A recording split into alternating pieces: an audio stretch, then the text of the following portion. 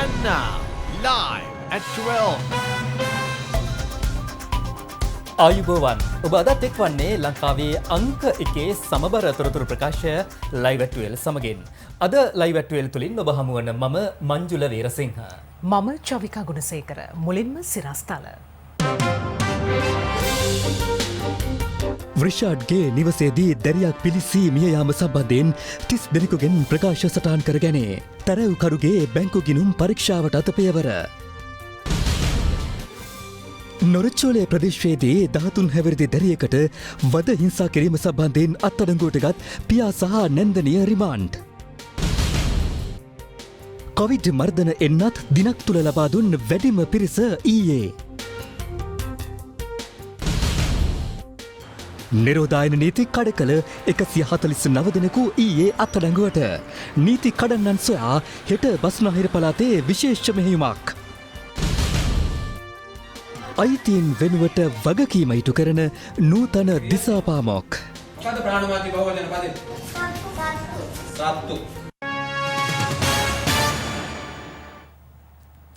හිටපු අමාත්‍ය රිෂාඩ් බදුදීන් මහතාගේ නිවසේ මෙහෙකාර සේවයේ යෙදී සිටි 16 හැවිරිදි දැරිය මිය යාමේ සිද්ධිය සම්බන්ධයෙන් මේ වන විට ප්‍රකාශ 30කට ආසන්න සංඛ්‍යාවක් සටහන් කරගෙන ඇති බව පොලිස් මාධ්‍ය ප්‍රකාශක ජ්‍යෙෂ්ඨ නියෝජ්‍ය පොලිස්පති නීතිඥ අජිත් රෝහණ මහතා පවසනවා.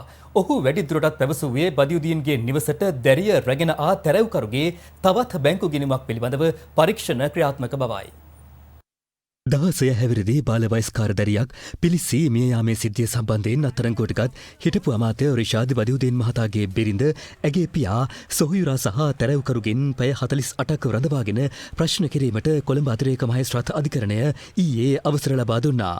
එහිදී කොළඹ අතිරේක මහේස්ත්‍රාත් කාංචනා නේරංජනාද සිල්වා මහත්මිය නියෝග කළේ සැකකරුවන් හෙට යලි අධිකරණයට ඉදිරිපත් කරන ලෙසයි. මෙම නඩුව ඊයේ කැඳ වූ අවස්ථාවේදී අනාවරණ වුණේ දැරිය කොළඹට රැගෙන ආ තැරැව්කරු 2009 වසරේ සිට මෙහිකාර සේවය සඳහා තවත් තරුණියන් 11 දෙනෙකු බදියුදීන් පවුලේ විවිධ පාර්ශව වෙත ගෙන විද්දී ඇති බවයි. නියෝජ්‍ය සොලිසිටර් ජෙනරාල් දිලීප පීරිස් මහතා ඊයේ අධිකරණය හමුවේ කරුණු දක්වමින් පැවසුවේ කොළඹ නගරයේ වෙසෙන ප්‍රභූ පුද්ගලයින්ගේ දරුවන් බලා ගැනීම සඳහා වතු කරේ දරුවන් කොළඹට රැගෙන එන ජාලයක් ක්‍රියාත්මක වන බවයි. එම ජාලයේ සමාජිකයෙකු වශයෙන් නඩුවේ සැකකාර තැරැව්කරුද කටයුතු කර ඇති බව නියෝජ්‍ය සොලිසිටර් ජෙනරාල්වරයා සඳහන් කර සිටියා. සිද්ධිය සම්බන්ධයෙන් අත්අඩංගුවට ගෙන ඇති ප්‍රධාන තැරැව්කරු වන ශංකර් නැමැත්තාගේ බැංකු ගිණුම් පිළිබඳ පරීක්ෂණද ක්‍රියාත්මක වෙමින් ඇති බව පොලිස් මාධ්‍ය ප්‍රකාශක ජ්‍යෙෂ්ඨ නියෝජ්‍ය පොලිස්පති අජිත් රෝහණ මහතා ප්‍රකාශ කළා. මේ සිද්ධිය සම්බන්ධයෙන් මේ වන විට ප්‍රකාශ 30කට ආසන්න සංඛ්‍යාවක් සටහන් කර තිබෙනවා. මේ අතර අදාළ අමාත්‍යවරයාගේ නිවසේ සිටි එම නිවසට පැමිණ නැවත පිටව ගිය පුද්ගලයින්ගේ ප්‍රකාශද වෙනවා. මීට අමතරව මෙම නිවසේ සේවය කළ සේවක සේවිකාවන් රැසකගේ ප්‍රකාශද සටහන් කර තිබෙනවා. ඒ වගේම මෙහි ප්‍රධානම තැරැව්කරු ලෙස ක්‍රියා කළ පුද්ගලයා වන පණ්ඩාරම් හෙවත් ශංකර් නැමැත්තා විසින් පවත්වාගෙන යනු ලබන බැංකු ගිණුම් පිළිබඳව තොරතුරු දත්ත වාර්තාවක් ලබා ගනු ලැබුවා. ඔහු සම්බන්ධයෙන් නාගරපතන නගරයේ පිහිටා ඇති බැංකුවක පවත්වාගෙන යන ගිණුමකට අදාළ විස්තරත් ලබාගෙන තිබෙනවා. මේ අතර 2015ත් 2019ත් අතර කාලයේදී මෙම නිවසේදී 22 හැවිරිදි තවත් කාන්තාවක් දූෂණයට ලක්ව ඇති බවට එල්ල වූ චෝදනා මත රිෂාඩ් බදුදීන්ගේ බිරිඳගේ සහෝදරයාද අත්අඩංගුවට ගැනුණු අතර ඔහුද ඊයේ අධිකරණ වෛද්‍ය පරීක්ෂණයකට ලක් කෙරුණා. සෙසු සැකකරුවන් තිදෙනාද ඊයේ කොළඹ අධිකරණ වෛද්‍ය නිලධාරීවරයා වෙත ඉදිරිපත් කෙරෙනු අතර මේ වන විට හිටපු අමාත්‍ය රිෂාඩ් බදුදීන්ගේ මස්සිනා බිරිඳගේ පියා සහ ප්‍රධාන තැරැව්කරු බොරැල්ල පොලිසිය රඳවාගෙන ප්‍රශ්න කිරීම සිදු වෙනවා. එමෙන්ම සැකකාර බදුදීන් මන්ත්‍රීවරයාගේ බිරිඳ කිරුළපන පොලිසිය රඳවාගෙන වැඩිදුර ප්‍රශ්න කිරීම සිදු වෙනවා. සිද්ධියට අදාළව අත්අඩංගුවට ගත් සැකකරුවන් සිව් දෙනා හෙට කොළඹ මහේස්ත්‍රාත් අධිකරණය වෙත ඉදිරිපත් කිරීමට නියමිතයි. මේ අතර දැරියගේ මරණය සම්බන්ධයෙන් විධිමත් පරීක්ෂණයක් පවත්වා චෝදනා එල්ල වූවන්ට නීතිය ක්‍රියාත්මක කරනු ලෙස ඉල්ලමින් අදත් ප්‍රදේශ කිහිපයකදී විරෝධතා පැවැත්වෙනවා.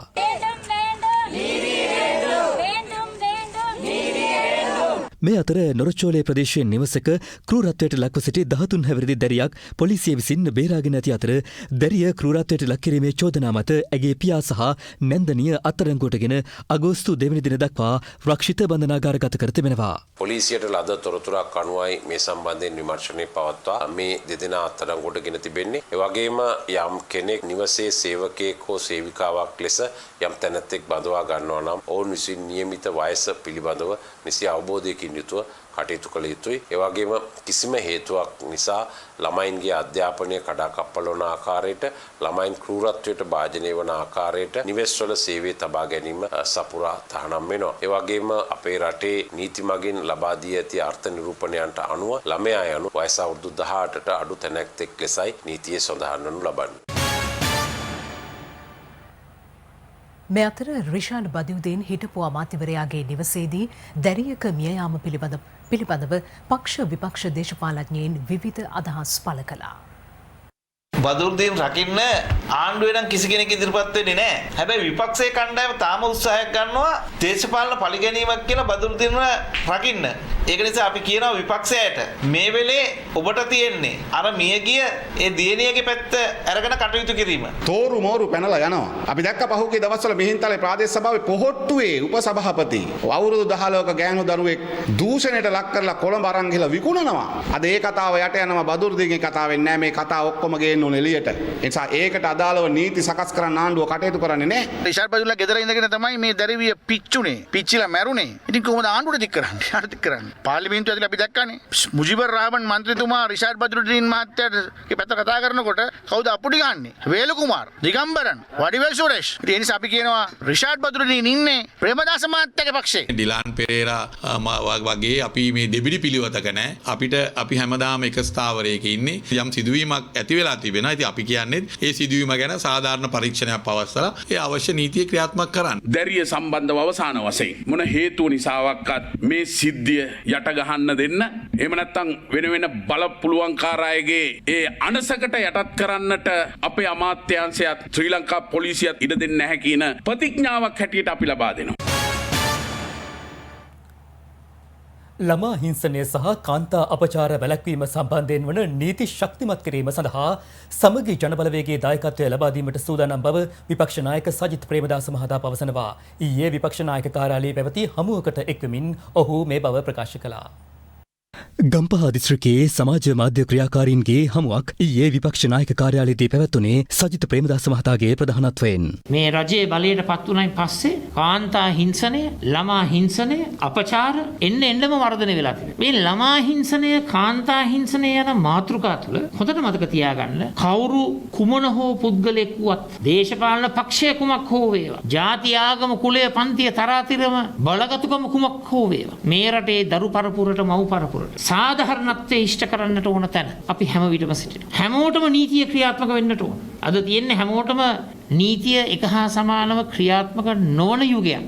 ළමා හිංසනය, ලදරු අපචාර, කාන්තා හිංසනය, කාන්තා අයිතීන් කෙලෙසීම ඒ ශේෂ්ත්‍රය තුළ අපේ රටේ තිබෙන නීති බොහොම දුර්වලයි. තවදුරටත් මේ නීති පද්ධතිය ශක්තිමත් කරලා ඒ වැරදි කරන අයට දැඩි දඬුවම් ලබා දෙන නීති ප්‍රතිසංස්කරණයක් අපි අපේ රටේ ක්‍රියාත්මක කරන්නට ඕන. අන්න එයට සමගි ජන බලවේගයේ නායකත්වය ලබා දෙන්න සූදානම්.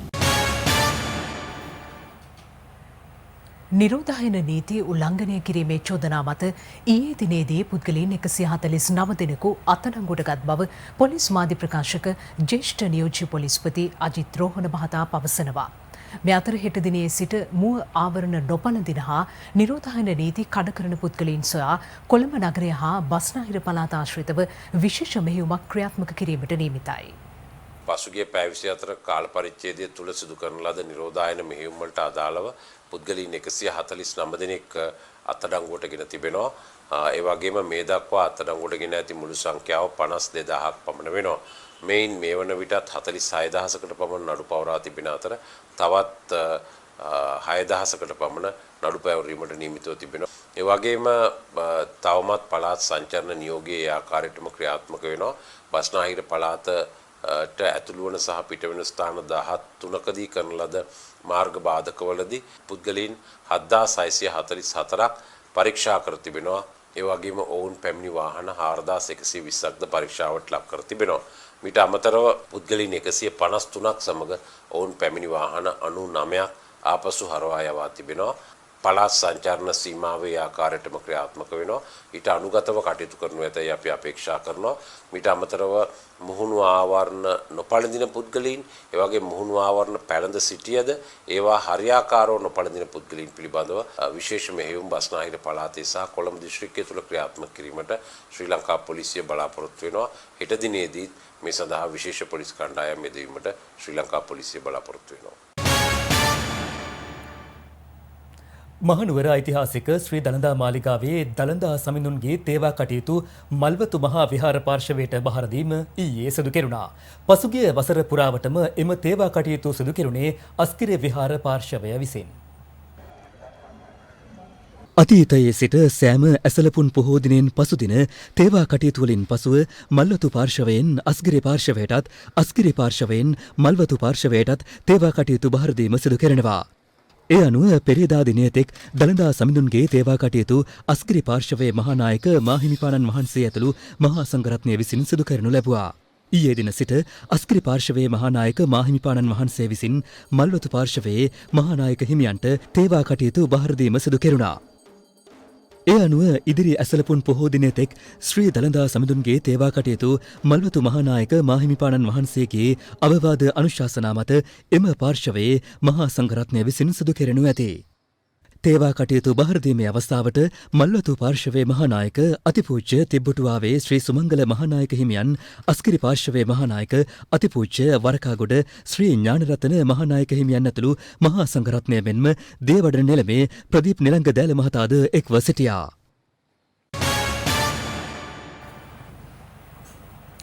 දිනක් තුළ මෙරට පුද්ගලයන් වැඩිම සංඛ්‍යාවකට කොවිඩ් මර්ධන එන්නත් ලබාදීම ඊයේ දිනේදී සිදු කෙරුණා. රාජ්‍ය අමාත්‍ය චන්න ජයසුමන මහතා පැවසුවේ ඊයේ දිනේදී පමණක් පුද්ගලයන් 4,12,111 දෙනෙකුට මෙලෙස එන්නත ලබා දුන් බවයි. COVID-19 මර්ධනය සඳහා මෙරට තුළ දැනට එන්නත් වර්ග 5ක් භාවිතයට ගැනෙනවා. ඉන් ඊයේ දිනේ එන්නත් වර්ග 3ක් මහජනතාවට ලබා දුන් අතර මෙතෙක් දිනක් තුළ ලබා දුන් වැඩිම එන්නත් මාත්‍රා සංඛ්‍යාව ඊයේ වාර්තා වුණා. දිවයිනේ ප්‍රදේශ කිහිපයකදී පුද්ගලයන් 4,12,111 දෙනෙකුට COVID මර්ධන එන්නත ලබා දී තිබෙනවා. ඒ අනුව පුද්ගලයන් 3,06,622 දෙනෙකුට සයිනෝෆාම් පළමු මාත්‍රාව ඊයේ ලබා දී ඇති අතර එහි දෙවන මාත්‍රාව පුද්ගලයන් 35,720 දෙනෙකුට ලබා දීම සිදු වුණා. ස්පුට්නික් V දෙවන මාත්‍රාව පුද්ගලයන් 39 දෙනෙකුට ඊයේ ලබා දී ඇති අතර මොඩර්නා එන්නතේ පළමු මාත්‍රාව පුද්ගලයන් 69,830 දෙනෙකුට ලබා දී තිබෙනවා. මේ වන විට මෙරට භාවිතයට ගැනෙන කොවිඩ් මර්ධන එන්නත් වලින් කුමන හෝ එන්නතක පළමු මාත්‍රාව ලබා දුන් සමස්ත පුද්ගලයන් සංඛ්‍යාව 71,14,087ක්. පුද්ගලයන් 17,93,472 දෙනෙකුට මාත්‍රා දෙකම මේ වන විට ලබා දී තිබෙනවා. අපට ඉදිරි දින කිහිපයක කාලෙදී ජපාන රජය මගින් පරිත්‍යාගයක් ලෙස ලබා දෙන ඇස්ට්‍රාසෙනිකා මාත්‍රා 14,70,000ක් ලැබීමට නියමිතයි. ඇත්තටම එය අද හෝ හෙට දිනේ ලැබෙන්න තමයි මුලින් සැලසුම් කරලා තිබුණේ. නමුත් අප දන්නවා ජපානයේ ටෝකියෝ නගරයේ තියෙන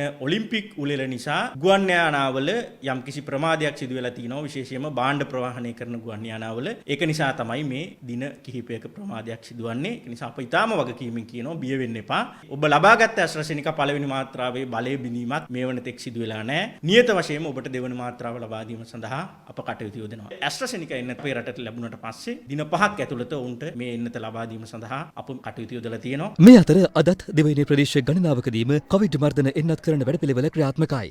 COVID-19 ආසාදිතයින් 1,737 දෙනෙකු ඊයේ මෙරටින් වාර්තා වුණා. ඉන් 1,707 දෙනෙකු අලුත් අවුරුදු පොකුරට අදාළව වාර්තා වූ අතර 630 දෙනා විදේශගතව සිට දිවයිනට පැමිණි පුද්ගලයින්. මේ වන විට මෙරටින් වාර්තා වී ඇති සමස්ත COVID-19 ආසාදිතයින් 2,94,850 දෙනාගෙන් 2,66,665 දෙනෙකු සුවය ලබා තිබෙනවා. මේ වන විට සක්‍රීය ආසාදිතයින් සංඛ්‍යාව 24,183ක්. විශේෂයෙන්ම මූ ආවරණයක් පැළඳ සිටීම, අනවශ්‍ය ගමන් බිමන් උත්සව සම්භාෂණ වලට යාමෙන් වැළකීමෙන් මෙය තමන්ටත් ඒ වගේම තමන්ගේ වෙන කෙනෙකුටත් ලබා දීම වැළකීමට පුළුවන්. ජනතාව මේ පිළිබඳව සැලකිල්ලක් දක්වන්නේ නැත්නම් මේ සෞඛ්‍ය අංශ වලට හෝ නැත්නම් ත්‍රිවිධ හමුදාවට නැත්නම් පොලිසියට විතරක් මෙය ආරක්ෂා කරන්න පුළුවන් කමක් නැහැ. පුද්ගලයන් වශයෙන් අපි කියන සෞඛ්‍ය නිර්දේශ ආරක්ෂා නොකළොත් අපිට අනිවාර්යෙන් නැවත වරක් රෝගීන් වැඩිවීමේ අවදානයකට මුහුණ දෙන්න සිද්ධ වෙනවා. අම්බලන්ගොඩ වතුගෙදර විහාරස්ථානයක සාමණේර භික්ෂුන් වහන්සේ සිව් නමකට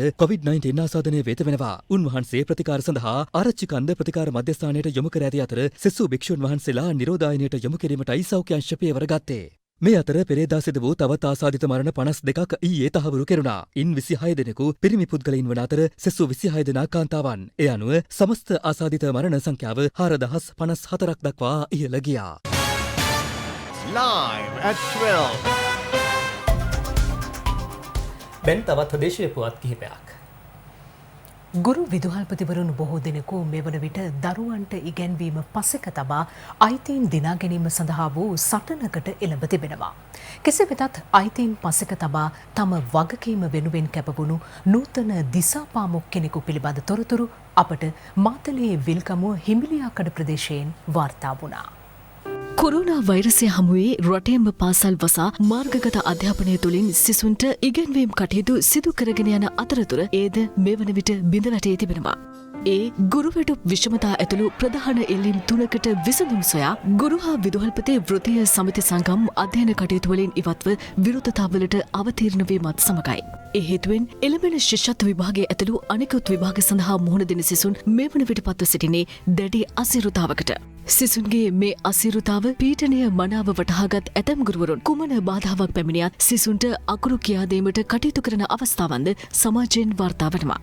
අති දුෂ්කර ගම්මානයක් වූ මාතලේ දිස්ත්‍රික්කයේ පිහිටා තිබෙන විල්ගමුව හිඹිලියාකඩ ප්‍රාථමික විද්‍යාලයේ ගුරු මහතෙක් සිසුන් වෙනුවෙන් සිදු කරන ඉගැන්වීමේ සත්ක්‍රියාව පිළිබඳව අපට දැනගන්නට ලැබුණා. මෙම විද්‍යාලයේ පහවසර ශිෂ්‍යත්ව විභාගය සඳහා මෙවර පෙනී සිටීමට සිසුන් 7 දෙනෙකු සූදානම්වෙන් සිටිනවා. පාසල් වසාදමීම සහ මාර්ගගත අධ්‍යාපනය හැදෑරීමේ පහසුකම් නොමැතිකමෙන් මේ සිසුන් විවිධ අපහසුතාවන්ට පීඩනයන්ට ලක්ව සිටින බවයි සිසුන්ගේ දෙමව්පියන් පවසන්නේ. කැපකිරීමක් කරන්න අපි වෙනවා. අපේ දරුවෝ ළමයි ගැන ගොඩක් මහන්සිලා සර්. දැන් 107 දෙනෙක් තියෙන මේ අවුරුද්දේ ඉඳලා සර් ඒකෙන් ගොඩ ගන්න තමයි කැප වෙන්නේ. දරුවන්ගේ මෙම පීඩනය සහ අපහසුතා මනාව වටහාගත් එම විද්‍යාලයේ ප්‍රාථමික අංශයේ වසන්ත ඒකනායක ගුරු මහතා සිසුන්ට ඉගැන්වීම් කටයුතු සිදු කිරීමට යොමුව සිටින්නේ රට පුරා ක්‍රියාත්මක වන ගුරු විරෝධතා ඇතුළු අනෙකුත් ගැටලු පවතින අතරතුරයි. එකිනෙක ගැටීම. තුන්වෙනි එක වැඩසටහනේදී රටේ තියෙන දැන් තියෙන තත්ත්වයක් එක්ක පොඩි විවේචනයකටත් වාජනය වෙයි. වැඩෙත් මං හිතන්නේ රටේ තියෙන යම් යම් නීති රෙගුලාසි වලටත් විරුද්ධ වෙයි. හේතුව මේ වගේ රැස් කරන්න බැහැනේ. හැබැයි මේ රැස් කරන්න මම පදනමක් හදාගත්තා. මේ රැස් කිරීම තුල හානියක් සිද්ධ නෙවෙයි කියලා.